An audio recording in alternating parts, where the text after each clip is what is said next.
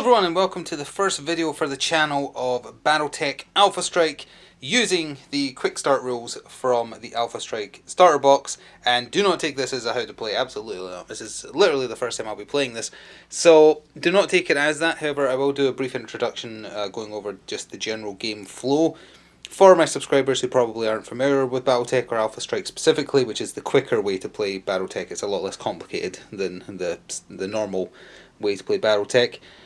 And we're just going to play a little practice game here today with a point value a little bit lower than the minimum it suggests. I believe the rules suggest roughly 250 points. We're playing with roughly 165-ish, a bit more when you add on pilot skill, but it's even across both sides pilot skill wise, so either way it's still working out at two teams who are basically the same cost. And we're just going to do one of the basic missions from the quick start rules. Actually, let me just double check. It's the kill them all mission, but I've forgotten officially what it's called. It's called Destroy the Enemy. We score 1 VP per size of the mech that is destroyed.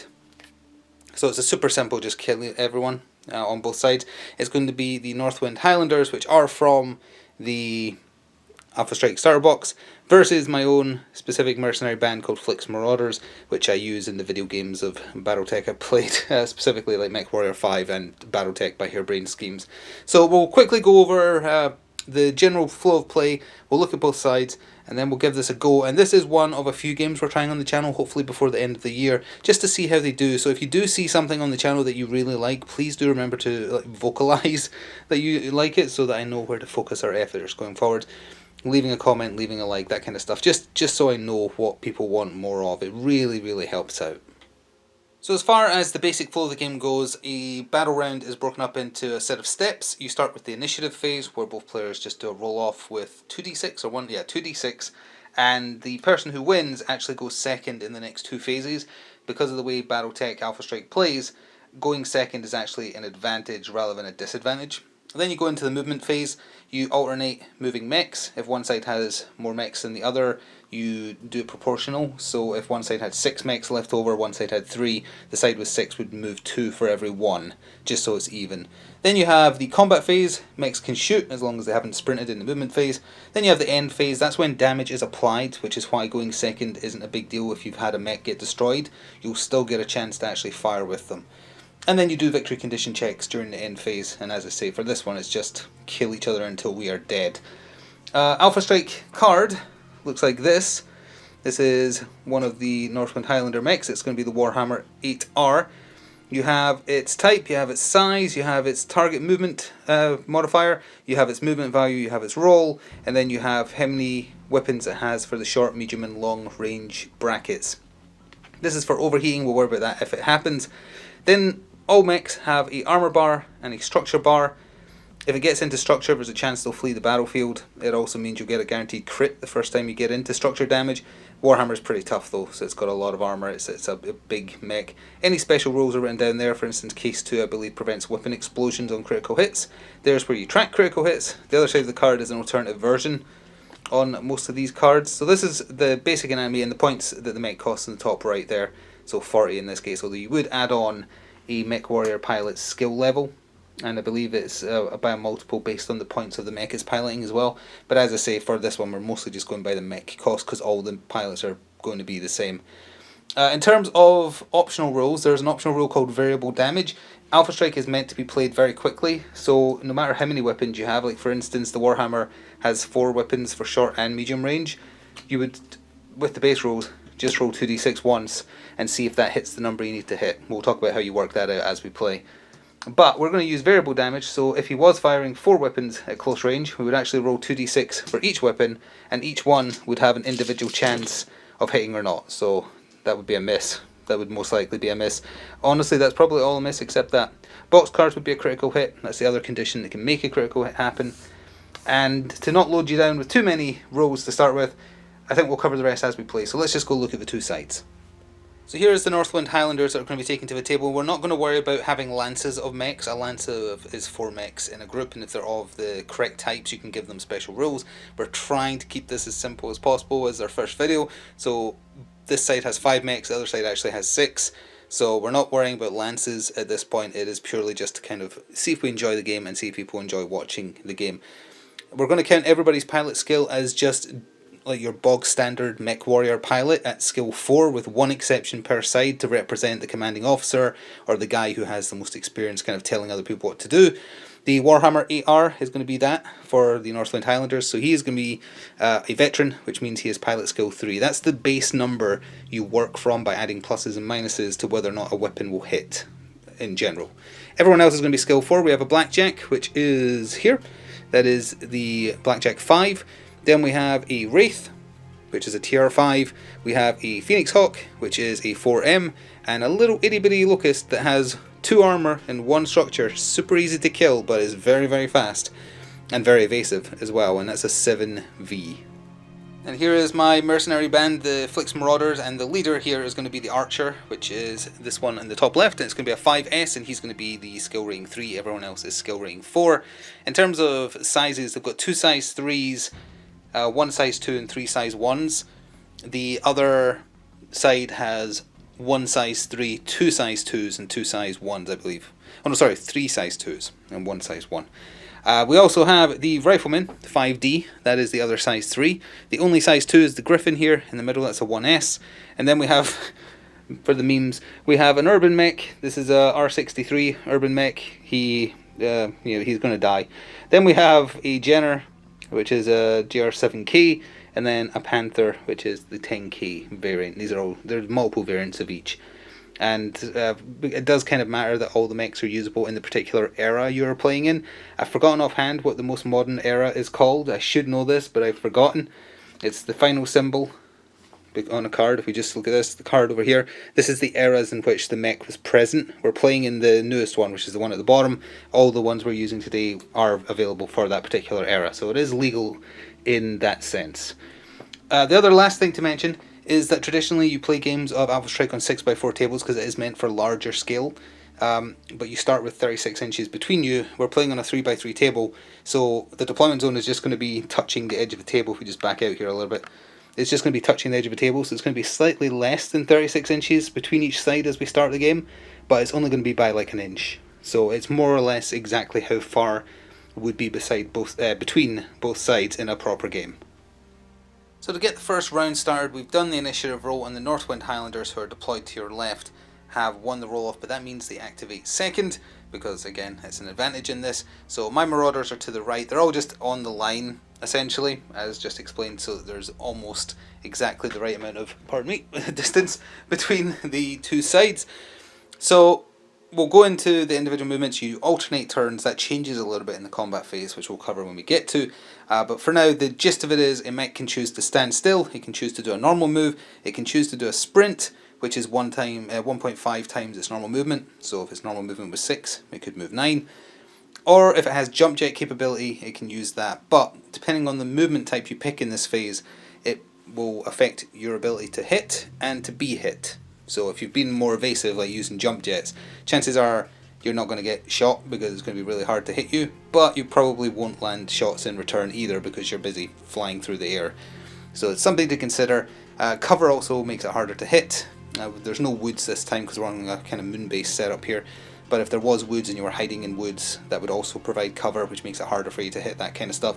So movement matters, and the order movement happens also matters, because mechs have a rear firing arc. If you hit them in that, you do extra damage, so you want to avoid exposing your flank to being attacked, essentially.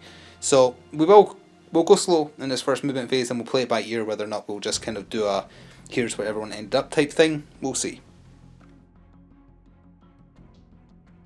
So the mighty Urban Mech got the game started. It moves a fantastic 4 inches, so he sprinted, which makes it 6, to just go from the edge of the table to over here next to the building. If he was to get shot from this direction, he would have a little bit of cover. There's a rock blocking the line of sight there, so he might be okay, but Urban Mechs are just basically memes. It's like a wasted space on the table, but I like them, so that's why he's here. So if you do sprint in the movement phase, you can't fire at all in the combat phase, but it does make you harder to hit. The first activation for the Northwind Highlanders was the Phoenix Hawk, which has 12 inches of movement whether it chooses to use its jump jets or not. Some mechs have, like for instance the Jenner has 10 inch movement, or 12 if it uses its jump jets. But the Phoenix Hawk is just 12 flat whether you go through the air or not. So he moved up and has gone into this water here. It might look a little bit weird, but it is just water, which will give him, I believe it's +1 to the target number to hit him. So he's harder, essentially plus is bad in this in terms of what you need to roll to hit on 2 dice. So him being in there means he's harder to hit. And he just moved along the ground, so he gets a little ground move icon there.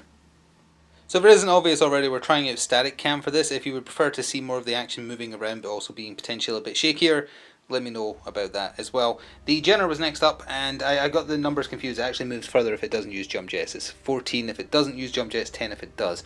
So it moved across the ground. A ground move is just as long as you move at least 1 inch. Anything less than an inch classes as standstill. So he just did a ground move behind this for some cover.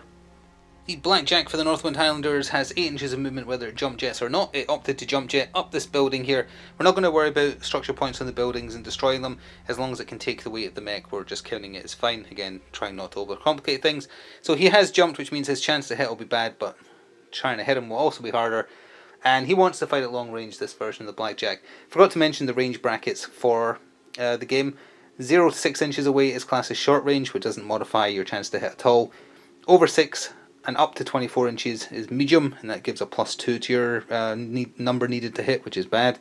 And over 24 up to 42 is considered long range, which is a +4, which obviously is very hard to land there. The Panther moved up for the Marauders next, just ending at the end of the runway there with a normal standard ground move, although he does have jump jets as well. The Warhammer activated and stomped up the field 8 inches. He wants to fire this turn, so he didn't sprint. He's good at every range, I think, more or less. Better at short and medium, but he has long range capability as well. So with a similar move of 8 inches, the Rifleman activated for Flik's Marauders, my Marauders, and has moved up, hoping to take a shot at the Blackjack that put itself up on the roof. Second last activation for the Northwind Highlanders was the Wraith that can move 14 or 16 was it, and slightly less than that for a jump, but it just did a ground move up here next to the Phoenix Hawk, using the building on the right there for some cover. The Griffin has moved up 8 inches. It can jump if it wants to, and moves the same distance to support the Jenner on that side, leaving just the Archer to go for Flik's Marauders, but it's just the Locust now for the Northwind Highlanders. Well, with a basic move of 20, that means a sprint for a Locust is 30 inches, which is basically the whole table almost. So he has sprinted, and he's all the way, it's a bit hard to get angle on, he's all the way up there. The building is completely blocking the line of sight of the Rifleman and the Urban Mech. You can fire out your side arc, but not your rear unless you have a certain special rule. You have rear firing guns. But from where he is, he will not be getting shot at this turn, and he's in a perfect flanking position for the turn after. And the last part of the movement phase was the Archer, who moved up 8 inches just onto the runway bit here as well to try and get eyes on that Locust. It's going to be really, really hard to hit because he sprinted and his base dodge is really high, or target movement modifier. So not super likely, but he's going to give it a go just to try and protect the flank there. So that does take us to the combat phase, and combat phase, the Northwind Highlanders will be going second. Flik's Marauders go first because they lost the initiative roll, but they do all their shooting simultaneously. The damage isn't applied until the end of the turn, and it gives the Northwind Highlanders like information on where the battle is getting lost, where it's getting won. If you know a mech's already going to die at the end of a turn and it has the capability to overheat for extra damage, you might as well because you know it's dead.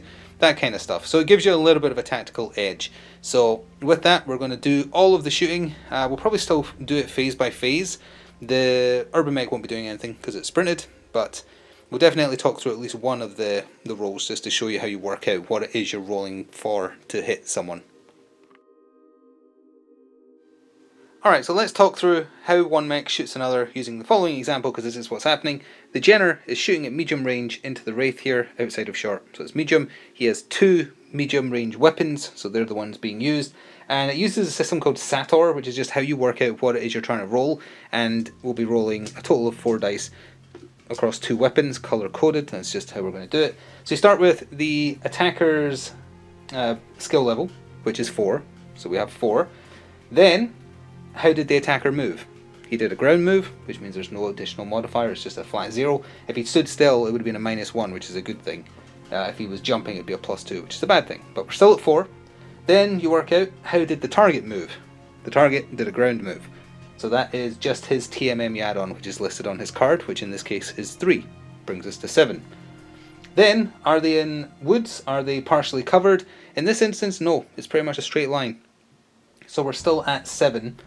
Then we have to take into consideration, like, if do they have stealth and stuff like that. Nothing here has that as far as more. Actually, maybe the Wraith does. Hang on. No, it does not. We're fine. So we have that flat 7, but then we have to apply medium range, which is another +2. So he needs 9s, which is not super likely, but we're going to try it. So then you would just roll, and then you would see, and he actually did manage to get a 9.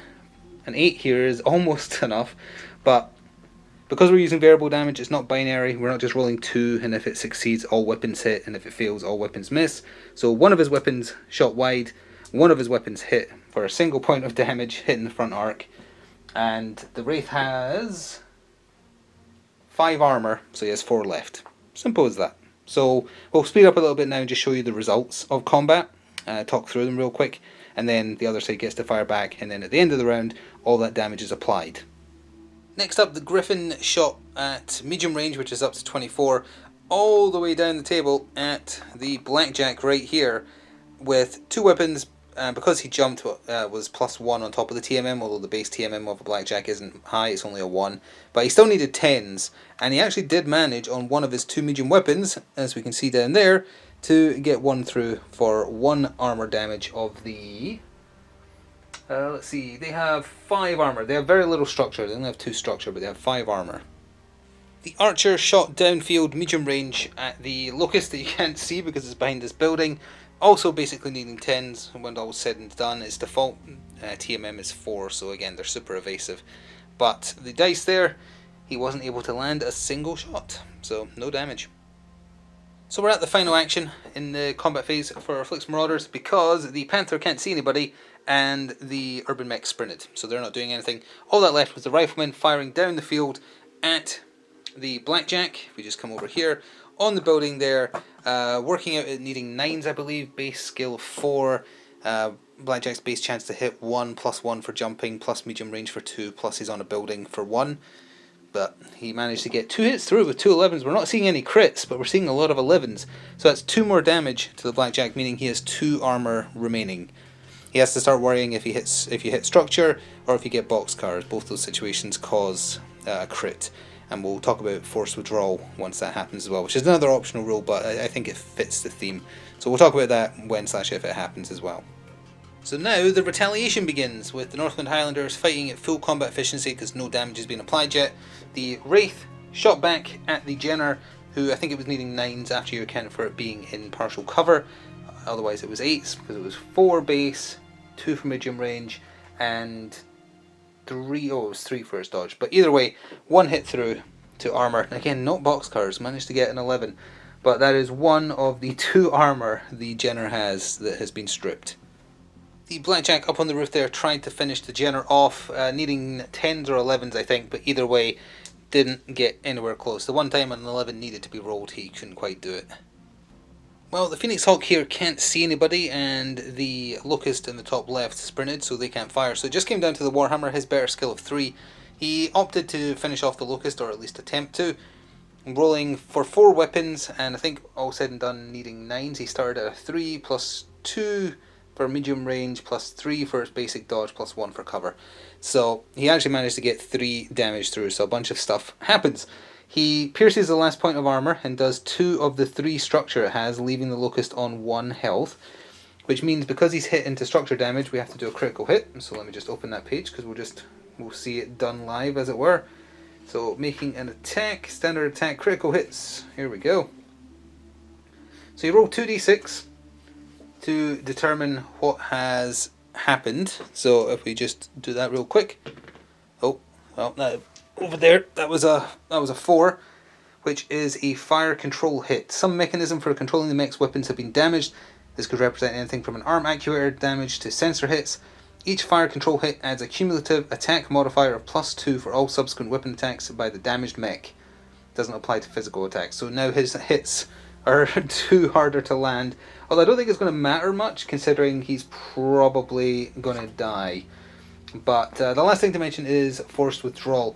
If a mech has less than half its structure remaining, it will attempt to flee the battlefield. It doesn't mean you have to sprint as fast as possible to the end of the battlefield, you just have to move towards it. So he will move towards their end of the battlefield. He can still fire after that if he wants, or he can sprint if he likes, but he will start retreating rather than coming forwards. And that does take us to the end of the combat phase, so at this point damage is applied and effects get done, etc. We go to the scoring, but no mechs have been destroyed, so for the particular thing we're doing, nothing happens. And then you go right back around to the initiative phase and start it all again. At the start of Battle Round 2, the Flik's Marauders have won the initiative, meaning that they're going second in both rounds, so we're going to the movement phase for the Northwind Highlanders. Still alternating turns though. The blackjack up on the building there moved half an inch forwards. If you move less than an inch, it counts as a standstill, which will help his chance to hit, but also makes him a bit easier to hit. Unfortunately, the Jenner's prodigious movement means that it gets to the edge of the battlefield when it does its forced withdrawal, so it is removed from the battlefield, and for the purposes of this battle, it does count as being destroyed. It's a small mech though, a light mech, so it's only worth 1 victory point. The Wraith did a short ground move up to the corner of the building here to use it for half cover, more or less, and giving him line of sight on the Griffin and maybe the Panther if it comes around the corner. The Griffin did come around the corner, taking the place of where the Jenner was, hoping that he fares a bit better with the cover there and giving him a clean line of sight of the Wraith. Which is, I guess, shows the benefit of going second, as it were. Brave or foolhardy, the Phoenix Hawk has used its jumpers, used them to jump onto the building up there, giving him clear line of sight of a lot of targets, but obviously also bringing him into their short range for some of them. Happy that he now has something to target, the Urban Mech waddled forwards his 4 inches and is happy where he is, although the Locust could definitely just come around behind to shoot him in the back, but that feels like a waste of a Locust to take out an Urban Mech. The Warhammer has a ton of armour and isn't scared of nobody, so just walked up the field a little bit, 8 inches. Now there's only one model left to go for the Northwind Highlanders, it's the Locust, and there's 3 for Flik's Marauders, so they have to activate 2 now, so we'll just cover them together. The Panther moved back ever so slightly, just doing a ground move, and the Rifleman has opted to stand still, so they're just trying to consolidate their position over there basically. So the Locust has to go now, and then it's back over to the Archer, which is kind of like the deterrent to stop the Locust just coming into somebody's flank, although it might still just suicide rush to try and take someone out. I guess we'll see in a second. And that is ultimately where the Locust ended up being, such that he is within 6 inches to fire short range into the rear arc of the Rifleman, but he's in the water element there, and the Archer would find it hard to get into his rear arc there. So best case of trying to give himself a bit of extra protection from being in a water hazard, also trying to take advantage of shooting someone in their weak point for extra damage, and also trying to deter the thing that's going to try and kill him now, or get into a position where he can do it at least. The Archer is going to opt to stand still. He's not moving at all. He wants that -1 to the target number to kind of counteract the water, because he doesn't really want to get in close range anyway, so he is staying where he is. And that's it for the movement phase. We're going into the combat phase with all of the Northwind Highlanders firing first. So we'll do it a bit faster this time now, just try and quickly go over what they're doing. We'll show the results of the dice rolls though. The Warhammer brought its short-range weapons to bear against the Griffin, base skill of 3, shooting through cover for 4, base TM of the Griffin is a 2, so that takes us to a 6 I believe, with no additional hinders because they both just did ground moves, and he actually managed to hit with every single shot at close range for 4 of the 5 armour that the Griffin has, so that's now gone. Well, things didn't go so well for the Griffin because the Wraith decided to try and finish it off, needing 7s because of a difference in TM or pilot skill, but managing to get 2 hits through, which means he hit structure, so he rolled for a crit. I think the Griffin has 5 and 5, so he had health left, but that doesn't matter because the critical hit was finally a boxcar roll. There it is there. And that's just mech destroyed. Now he's still going to get to have a turn. That's again the benefit of the going second. He knows he's dead, so he might as well bring everything to bear he can, because at the end of the turn he is exploding, and now no one else needs to shoot him because they know he's dead. The blackjack up on the building that opted to stand still for a -1 to what it needs to roll to hit chose to fire at the Urban Mech, who is obscured by this building, so it was a +1 to the number there. Urban Mech's TMM though is 0. They're rubbish on purpose. They're walking trash cans. So his base skill of 4, shooting at medium range for 2, putting it at 6, coming back down to 5 because he stood still, and then back up to 6 because of the bonus from cover, and that's it. So he managed to get 2 hits through, and I believe that strips all the armor. Oh wait, no, the armor mech is 3 and 3, so he has 1 armor left. And in an effort to finish off the poor Irby, the Phoenix Hawk that jumped shot at him, so his base skill of 4, he jumped though, so that makes it 6, adding on nothing for the Urban Mech because he's got a TMM of 0, and I think he has an elevation bonus of 1 actually, which would make it 5s. I'm going to have to double check that because that's either of a difference between 2 damage or 1.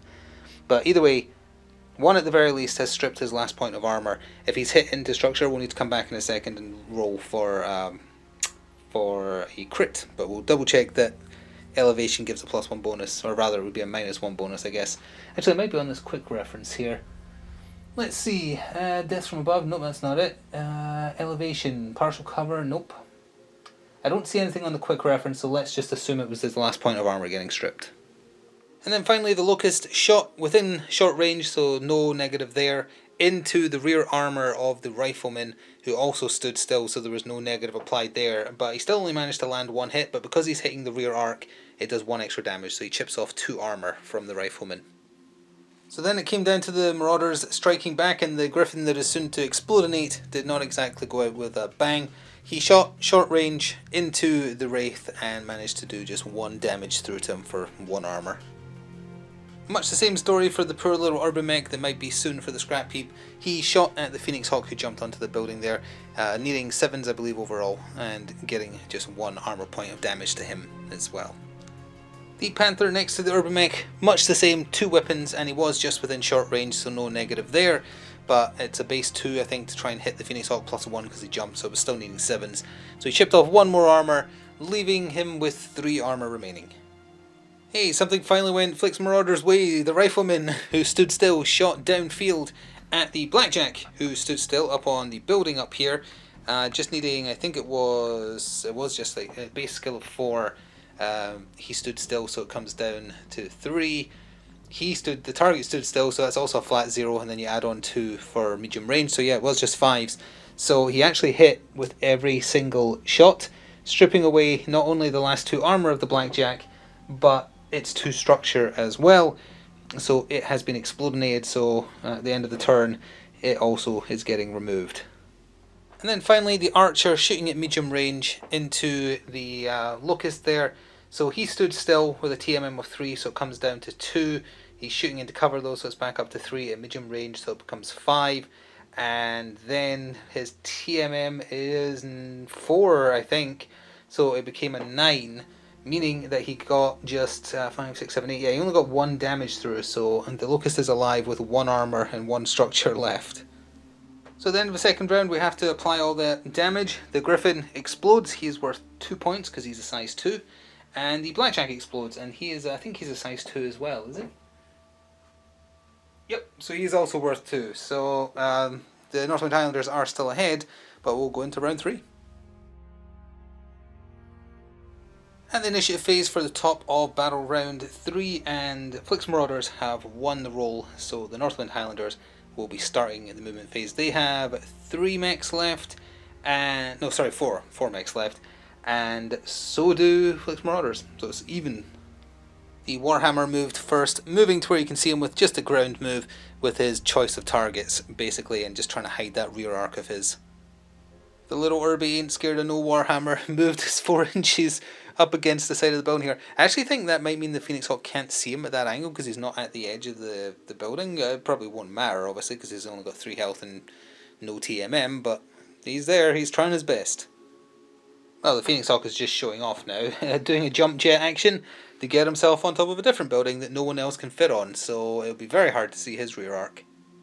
Well, hard but not impossible, because the Panther has jump jets and can go 8 inches whether he's using them or not, so he's done a jump action to get into, actually, you know what, from that angle he isn't hitting the rear arc. The Phoenix Hawk has turned too much. That does give him the choice of shooting at him or the Locust at least and protecting his own rear. So we are going to do something special in this movement phase because the Wraith isn't actually stopping where you can see him. He was on this side of the building, he has jump jets. He's doing a death from above attack on the Urbi, which is a special kind of attack. You can do charge attacks, which is one mech ramming into the other. Death from above is when you land on another mech. You can only be done once per turn per target. Let's see, so you do the basics for a charge attack, but the difference is for death from above it is damage +1 because it does even more damage. So in a charge attack, the attacking mech uses a ground move to ram into the target using its mass and speed to deliver damage. Now this does happen in the combat phase as far as I can tell, because it's in the combat phase of the quick rolls. So we're not going to do it yet, we'll wait until the attacking phase. So we're just going to put him behind him for now, but he is literally trying to sit on him and explode him that way. The Rifleman has retreated slightly so that he can get line of sight of the Phoenix Hawk that jumped up onto the building, trying to protect his rear arc as well. He's still got the Archer behind him for a little bit of backup. And speaking of the Locust, it's 20 inches of movement, give it more than enough to come down here, pushing his rear arc against the rock there to try and protect itself. I think both the Archer and the Rifleman are within short range, although the Rifleman is yet to move and it's over to him as the last action for this phase. Well, it's a bit risky if he gets put into forced withdrawal, but the Archer is right up against the edge of the battlefield and hiding his rear arc against it, and from that firing arc he can see the Locust, he can see the Phoenix Hawk, he can see the Warhammer because it's so large over that tiny building to the left of your screen there. Gives him options, but now we're going into the combat phase. The Northwind Highlanders have to go first, so we're going to go work out how you work out this death from above attack and see if the poor Urbi is crushed to death. So as far as we can tell, you just get to roll the once for a death from above / charge attack, and there's actually some negative modifiers. If you're attempting a charge, it's a +1 modifier to the target number, and if it's a death from above, it's another +1. He did manage to roll a 9, however, so that definitely means it lands. It does damage equal to the size of the mech plus its TMM, rounding down if need be, which comes to 5, although because it was a death from above it's +1, so it's actually 6 damage. You do get a free critical hit as far as we can tell, but it doesn't matter because that's more than enough damage for the 3 structure the urban mech had left that is destroyed. It did roll on the table for the critical hit. It was a 9, which is actually no result, so it does nothing anyway. But I'm not sure if that happens out of sequence. Like presumably the urban mech still gets a chance to attack even though it's been crushed. If that's wrong, apologies, please do correct. But that's the way we're going to do it this time. The Locust continued to chip away against the Rifleman there, only needing, I think, well, hang on, base number 4, short range, so nothing there. Base TMM is 1, and yeah, so he needed 4s or 5s, but either way, definitely got 2 damage through. Now he is kind of riding that line where he's just over, so you can see the rear arc, so we're saying that he's doing the extra damage. I'm not sure if it has to be like fully no question of doubt as to whether or not it's rear arc, but we're going to count it as rear arc. So he did 3 damage, taking away all the Rifleman's armor, and I think he has 3 structure. No crit though, because structure damage hasn't actually been hit yet, and apparently nobody can roll boxcars when they're rolling for damage. The Warhammer opted to shoot into the Rifleman, now seeing that it's so close to death. Base chance to hit 3 through cover for 4, TMM with the Rifleman is 1 for a 5, medium range makes it a 7. So he got 2 hits through, stripping off 2 of his 3 structure. The crit hit was a 10, which is fire control, which I think we already covered. We just happened to get the same result again. So he's 1 hit away from death, and from the next turn on is going to start having a chance to overheat issues. I don't think that's going to matter because I think he's going to be dead, but we'll see. Yep, it did indeed not matter, with the Phoenix Hawk quite happy on his perch, shooting at the Rifleman, and I think I think all 3 of those got through. He needed to do 1. So the Rifleman is exploding at the end of the turn, so we don't need to worry about the fire control. He is going to get a chance to shoot, of course, and that is it for the Northwind Highlanders. So the Marauders need to do something while they've still got the tin can and the Rifleman. Off to an absolutely awful start as the Panther fails to do any damage into the Phoenix Hawk, whiffing with both shots at short range. Oh man, this is the beginning of the end. Well, maybe it's already the end. The Archer decided to fire at the Locust, thinking, hey, just kill the Locust, it's got 2 health left. And I think it needed 7s because of that 4 TMM, just makes it hard to hit if it's moved at all. And he managed to whiff with every shot, so no damage, and that is real bad. Well, I guess it's up to Ralph to stop Goliath. The urban mech shot short range into the Warhammer and actually did manage to chip off one of its 7 armour. I think he has 6 structure as well. He's the tankiest thing on the table by far. And he's the only one, the urban mech has been the only one to be able to damage him. Well, one person on the field remembered how to hit. Unfortunately, it's one that's blowing up in a second. But the rifleman shot into the Phoenix Hawk, short range. He did a normal move against the jump, and managed to hit every single hit, stripping the last 3 armor the Phoenix Hawk had, and doing 1 damage to its. How many? I think they only have 2 structure or 3 structure. So he gets a free crit, and he also gets a crit for rolling boxcars. As far as we can tell, both apply because the 2 conditions have been met for a crit. The first crit has already been rolled. It was a weapon hit, which does. This hit represents the destruction of a number of weapons on the affected mech. All damage values are reduced by 1 to a minimum of 0. Weapon hits do not affect the mech's physical attack values, so they still attack as in charging attacks. And the other one was a 4, 5, 6, 7. Isn't that the same result? No, that is a MP hit. Something related to the mech's ability to move has been damaged, so he moves at half. So, his damage output has been lowered by 1 at all brackets, and his movement has been halved, but he didn't die. Well, at the end of round 3, the rifleman, who is worth 3 points, explodes, and the urban mech gets crushed under the feet of the wraith, which is disastrous. At least if the locust had died, it would have been balanced a little bit out of what's happening here. It doesn't look good for Flik's Marauders. It looks like the Northwind Highlanders, who are indeed the experienced mercs, are going to take this pretty easily. Even if we don't get wiped out to a man, we're going to count the next turn as the last because there's not much left on the table, and I think the winner's basically been decided. But we'll at least go into the next turn just to see a little bit more.